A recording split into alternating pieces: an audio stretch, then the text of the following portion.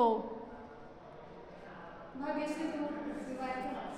मानव आपले निवास, कामकाज आणि विविध क्रिया करण्यासाठी स्थायिक होतो त्या ठिकाणाला मानवी वस्ती असे म्हणतात. बरोबर.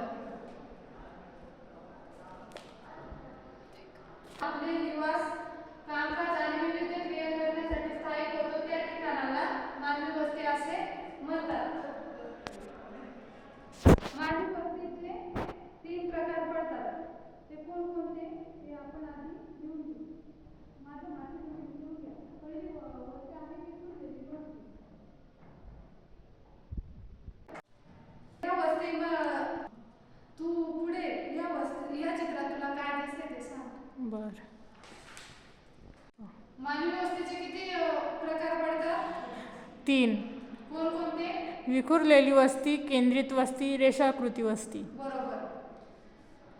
विखुरलेली वस्ती म्हणजे या वस्तीचे घर दूर आणि संख्येने कमी असतात. या वस्तींचे वैशिष्ट्य म्हणजे या वस्त्या प्रामुख्याने शेतात किंवा दऱ्या पाड्यांमध्ये ही वस्ती आढळते. या वस्त्या